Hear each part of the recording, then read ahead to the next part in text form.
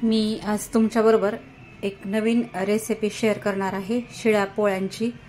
आपल्याकडे बऱ्याच वेळेस स्वयंपाक हा शिल्लक राहतो, अशा वेळेस काय करावं हे सुचत नाही। मग त्यासाठी एक तुम्हाला नवीन आज रेसिपी शेअर करायले। पोळी घ्यायची आणि ती अशी रोल करायची। रोल केल्यानंतर तिला कात्रीने असं कट करून घ्यायचं छोट्या छोट्या साइज मध्ये।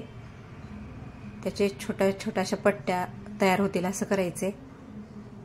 ह्या पद्धतीने आता या सगळ्या पोळ्यांची माझ्याकडे शिल्लक असलेल्या पोळ्यांची मी अशा पद्धतीने कटिंग करून घेतलेली आहे। हे पहा, आणि त्याला असं मोकळं करून घ्यायचं सगळं।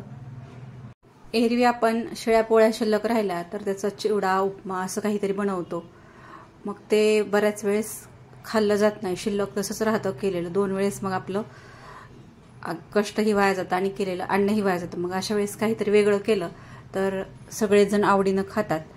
त्याच्यासाठी एक काहीतरी नवीन पद्धतीने हे करायचं, आणि हे अगदी खूप दिवस टिकतं, 4-5 दिवस करून ठेवलं तरी। आणि प्रवासाला देखील आपण हे घेऊन जायला काही हरकत नाही, असा हा पदार्थ आहे। यासाठी इथे मी काय केले, कढईमध्ये अगदी थोडंसं तेल, 1 वाटीभर तेल घेतलेलं गरम करायला ठेवलेलं आहे। आणि तेल गरम झाल्यानंतर आता याच्यात आपण हे जे कट केलेले तुकडे आहेत ते थोडे थोडे करून तळून घेणार आहोत, जेणेकरून आपलं तेलही कमी वाया जाईल आणि कमी तेलामध्ये हे पूर्ण तळले जातील।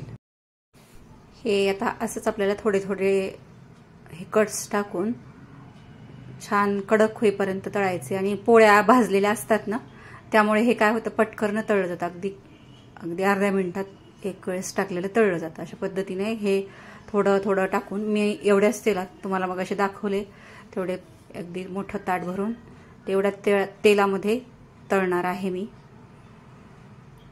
अशा पद्धतीने थोडासा असा ब्राऊन कलर येईपर्यंत तळून घ्यायचे। त्याला कडक होतात, अगदी कुरकुरीत लागतात खायला। हे पहा, माझे सगळे तळून झालेले आहेत हे आता,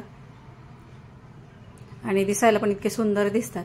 अगदी डब्याला नेलं तर कोणी डब्बा उघडला तर 1-2 मिनिट सुद्धा ठेवणार नाही, त्याला पटकन संपवून टाकतील असा हा पदार्थ अगदी पटकन होता आणि सगळ्याला आवडतो। इथे पहा, आता मी याला काय केले की एका प्लेटमध्ये काढून घेतलं आणि त्याच्यासोबत खायला टोमॅटो केचप किंवा टोमॅटो सॉस आणि चिंचाची गोड चटणी घेतलेली आहे। खूप छान लागतो हा पदार्थ, एकदा नक्की करून पहा। माझी ही रेसिपी तुम्हाला जर आवडली असेल तर चॅनलला सबस्क्राईब करा, लाईक करा आणि शेअर करा।